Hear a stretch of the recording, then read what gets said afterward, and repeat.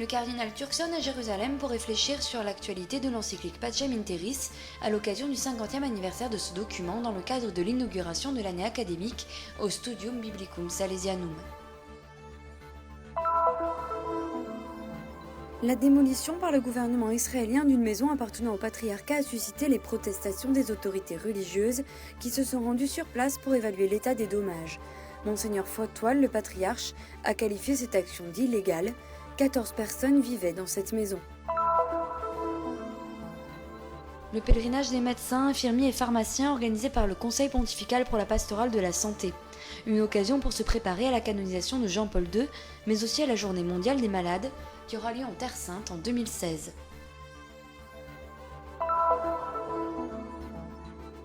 Étudiés et restaurés, prêts à être exposés et admirés, les fragments de l'une des mosaïques en provenance de l'ancien monastère byzantin, où se trouve aujourd'hui le sanctuaire franciscain de Dominus Flevit.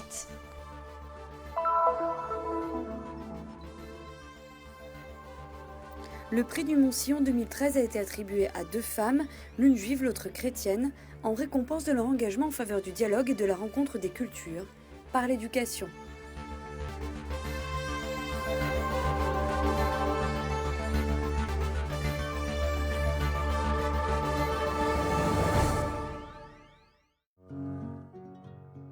Le sujet de la guerre est le même que celui de la paix.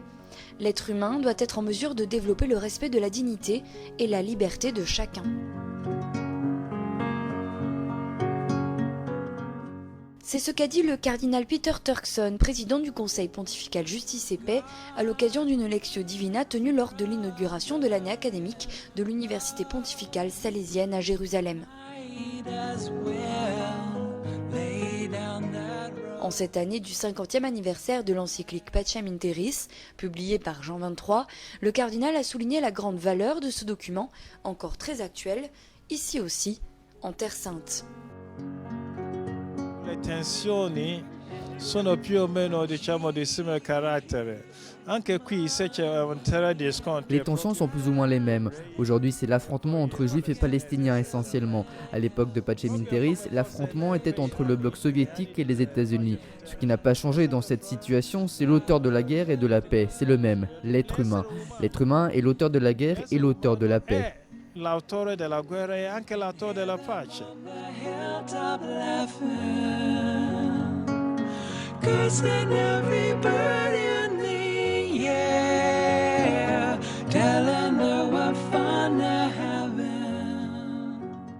En analysant l'encyclique dans ses parties les plus importantes, le cardinal en a souligné le caractère anthropologique en se concentrant sur la responsabilité à laquelle tous les hommes sont appelés.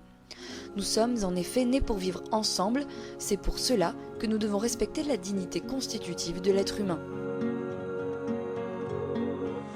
Dans un pays qui est un lieu de rencontre et d'affrontement entre plusieurs cultures et plusieurs religions, l'appel du cardinal Turkson s'est adressé à la condition de l'homme. Il est appelé à construire un dialogue de véritable paix qui puisse tenir compte des droits et des devoirs de chacun. Si l'homme est effectivement capable de créer le conflit gratuitement, c'est aussi entre les hommes que peut et que doit surgir la paix. Se anche sono diversi, se accettano per esempio che ognuno. Même s'ils sont différents, s'ils acceptent que tout le monde est créé par le Seigneur, que l'homme, dès qu'il est créé, a des droits et une dignité qui n'est pas donnée mais qui est constitutive parce qu'elle vient du Créateur, s'ils veulent se conformer à cela, alors il faut aussi qu'ils aient la volonté de reconnaître cette dignité dans les relations et dans les rapports.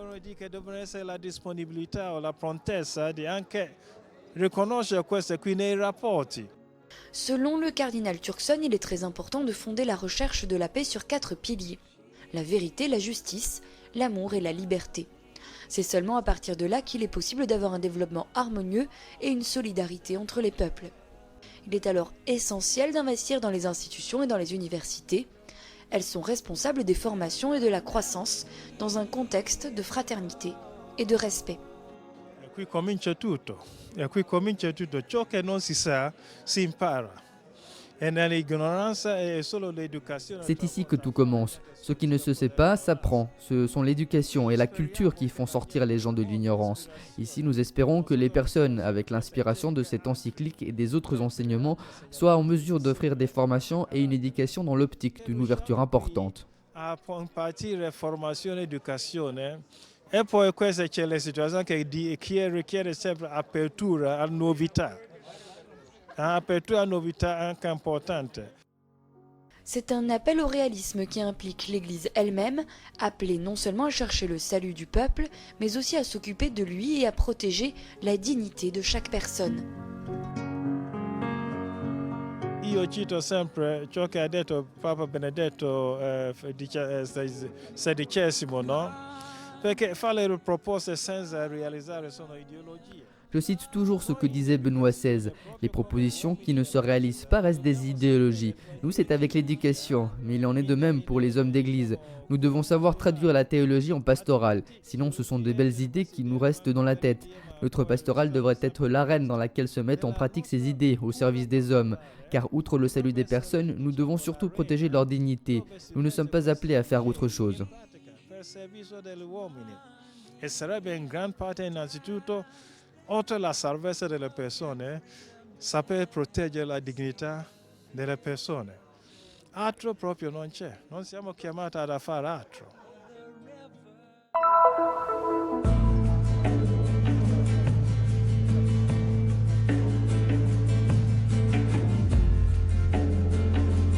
Une maison qui datait d'avant 1967 et propriété du patriarcat latin de Jérusalem a été démolie sur ordre des autorités israéliennes. Dans le bâtiment, situé à quelques centaines de mètres du checkpoint de Bethléem, vivaient 14 personnes. Des familles qui ignoraient que ce lundi à 6h30, l'armée israélienne les aurait invités à quitter leur maison. Elles n'ont presque rien pu emporter, ainsi que nous l'explique Rami, l'un des habitants, et ils vivent désormais dans des tentes mises à leur disposition par la Croix-Rouge, montées sur ce qui reste du bâtiment. Ni Abou Tarbouch, gardien de la propriété, ni le patriarcat avaient reçu de notification concernant l'imminente démolition, alors que les autorités israéliennes connaissaient l'identité des propriétaires. Dans la matinée, le patriarche latin, Monseigneur Foitoal, accompagné de Monseigneur Giacinto Boulos Marcuzzo, vicaire du patriarcat latin pour Israël, ainsi que d'autres autorités religieuses, se sont rendus sur place pour évaluer la situation.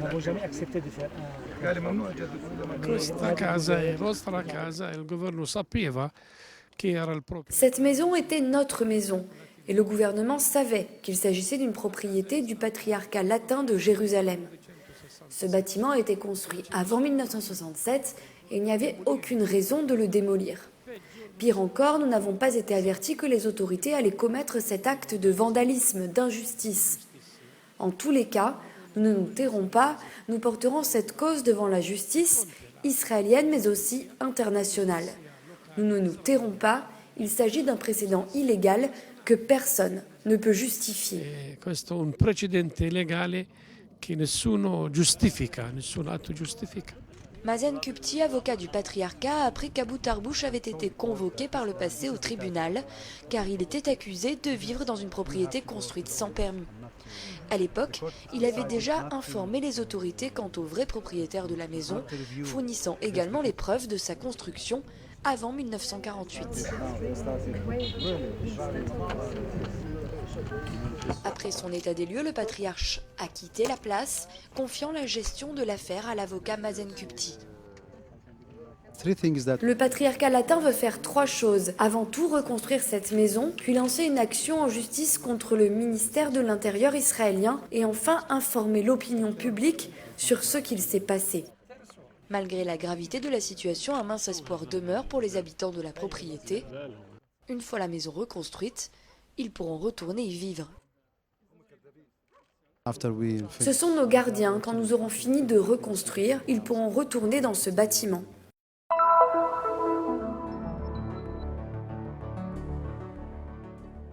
Ils ont visité les lieux saints, pèlerins de la Galilée à la Judée, des rives du lac de Tibériade au mont des Oliviers en passant par le Saint-Sépulcre.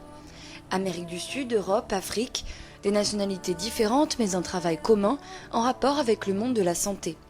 Médecins, infirmiers, pharmaciens, ce groupe a visité la Terre Sainte lors d'un pèlerinage organisé par le Conseil pontifical pour la pastorale de la santé dans le cadre de l'année de la foi, mais pas uniquement. Sarà la canonizzazione di Giovanni Paolo II. Bientôt aura lieu la canonisation de Jean-Paul II, notre fondateur, qui a institué le Conseil pontifical, notre dicaster, il y a presque 28 ans. Nous voulons que ce pèlerinage soit en quelque sorte une préparation spirituelle pour ce grand événement, la canonisation. Spirituale per questo grande evento come la canonizzazione. Jean-Paul II fut aussi à l'origine, il y a 21 ans, de la Journée mondiale des malades, qui en 2016, ainsi que l'a annoncé le président du dicaster lors de ce pèlerinage, aura lieu en Terre Sainte, à Nazareth. Les pèlerins se sont évidemment rendus sur le lieu de l'Annonciation, le lieu du oui de la Vierge et mémoire vivante de l'abandon à Jésus, sur le modèle de Marie, thème de la Journée mondiale des malades 2016. Un abandon vécu également lors du passage des pèlerins à Cana, là où, à l'occasion des noces, Marie demanda aux invités de tourner leur regard vers son fils en disant « Faites tout ce qu'il vous dira ». Les pèlerins se sont ainsi rendus sur les lieux où Jésus a manifesté de façon concrète son pouvoir de guérison par plusieurs miracles. Guarisce paralitici, guarisce ciechi, guarisce... Il guérit des paralytiques, il guérit des aveugles. On se souvient aussi de la belle-mère de Pierre.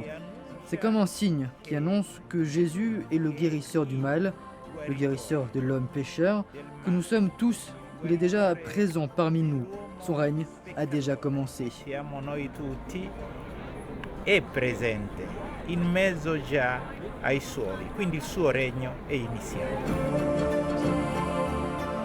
Un voyage qui a finalement amené médecins, infirmiers et pharmaciens, ainsi que les volontaires qui assistent les malades en visite, à rencontrer ceux qui œuvrent dans le même domaine, au service des souffrants dans la réalité compliquée de ce pays, que ce soit à l'hôpital Fate Bene Fratelli de Nazareth ou au Caritas Baby Hospital de Bethléem, spécialisé dans les soins pédiatriques.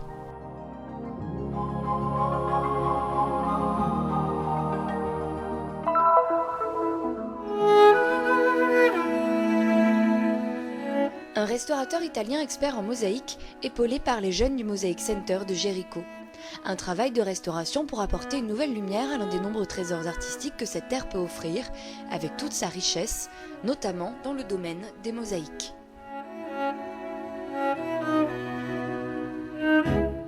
Les fragments, étudiés récemment par une chercheuse de l'université de Milan, appartiennent à l'époque byzantine et proviennent d'une partie du monastère qui se trouvait sur le mont des Oliviers, là où se trouve aujourd'hui le sanctuaire franciscain du Dominus Flevit.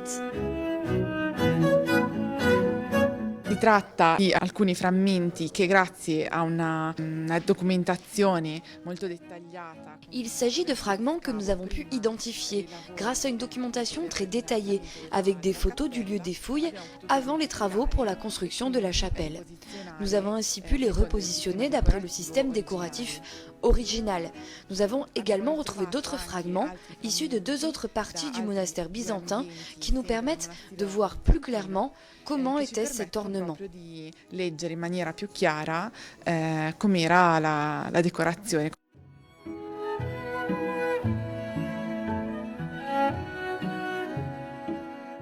Ces travaux font partie d'un vaste projet international de catalogage informatique des biens archéologiques de la custodie de Terre Sainte, actuellement en cours au musée archéologique franciscain sous l'impulsion de l'université du Molise, en collaboration avec l'association Proterra Sancta, l'ONG de la custodie, et avec l'aide financière du ministère des Affaires étrangères italien.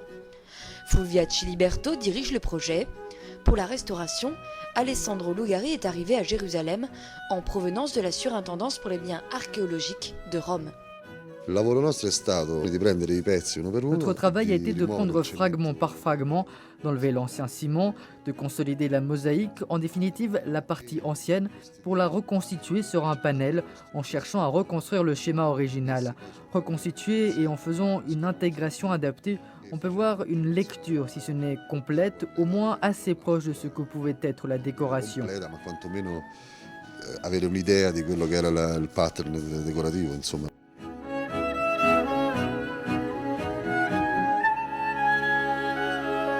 Une façon de valoriser cette mosaïque, dont une partie est encore visible sur place, à l'entrée de l'église du Dominus Flevit, mais qui sera bientôt exposée dans sa totalité, avec les fragments récemment restaurés d'une grande qualité.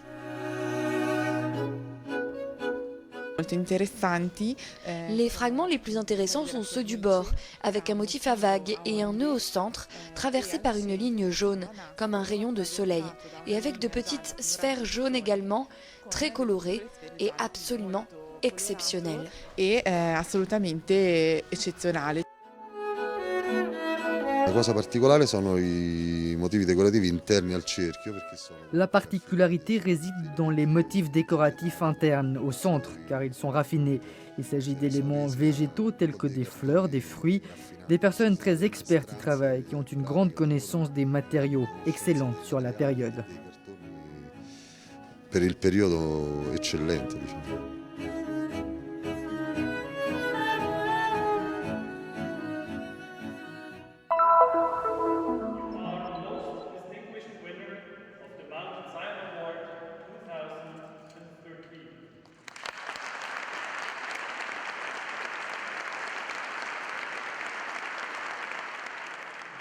Yiska Arani et Margaret Karam sont différentes de par leur culture, leur peuple, leur religion et leur expérience. Ensemble, à la baie de la Dormition, elles ont reçu le prix du Montsion en 2013 pour leur œuvre et leur engagement, chacune à sa façon, en faveur du dialogue et de la rencontre entre culture et religion. Je pense que l'éducation est le premier pas, éduquer et aimer les différences.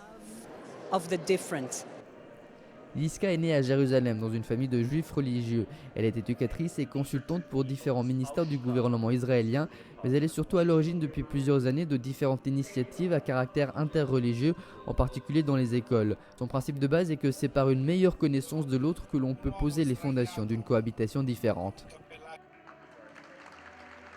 Margaret, arabe chrétienne de Haïfa, qui travaille depuis plus de 30 ans avec le mouvement des Focolari, fait partie de la commission épiscopale pour le dialogue interreligieux de l'Assemblée des ordinaires catholiques de Terre Sainte. En 2009, elle a été l'une des principales organisatrices du symposium international judéo-chrétien qui s'est tenu à Jérusalem. À Jérusalem, surtout, il est difficile de trouver un point de rencontre entre les deux peuples. Je pense donc que notre travail est de faciliter cette rencontre. Et lorsque les personnes se rencontrent, que ce soit des enfants, des jeunes ou des familles, on voit qu'ils commencent véritablement à se connaître et ils découvrent que nous sommes vraiment tous pareils. Au-delà du fait que l'un soit juif et que l'autre soit musulman ou chrétien, on découvre que dans le fond, on peut apprendre à s'aimer.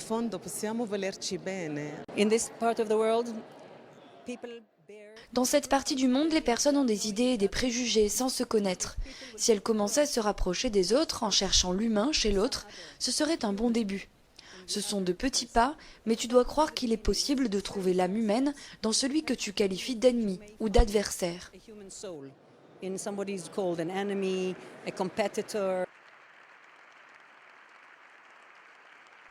Le prix du Montsion pour la réconciliation a été fondé en 1986 par Wilhelm Selberg, un prêtre allemand mort 10 ans plus tard.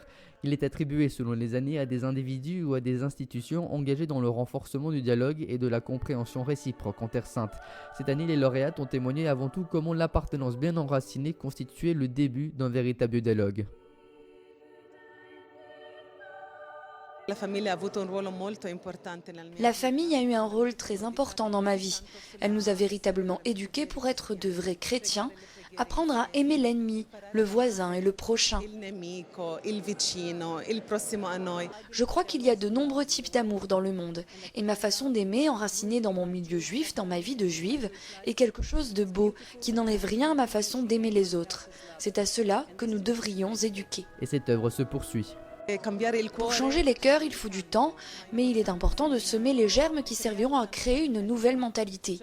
C'est pour cela que ce prix est pour moi un encouragement à poursuivre cette œuvre, pour forger cette nouvelle mentalité du respect, de l'amour de l'autre, et pour s'aider réciproquement afin que les personnes soient toujours plus nombreuses à s'engager dans ce domaine. C'est le seul chemin capable de nous mener à une paix véritable.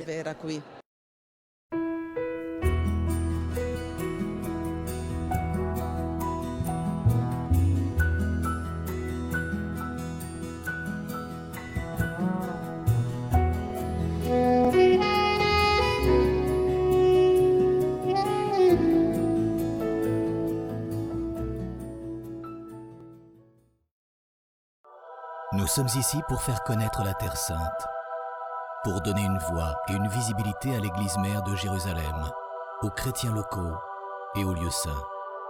Nous sommes ici pour raconter les histoires nombreuses et souvent oubliées de ceux qui vivent au cœur des difficultés avec foi et courage. Nous sommes ici pour porter au monde entier l'espérance de la terre de Dieu. Soutiens ceux qui œuvrent au nom de la custodie de Terre Sainte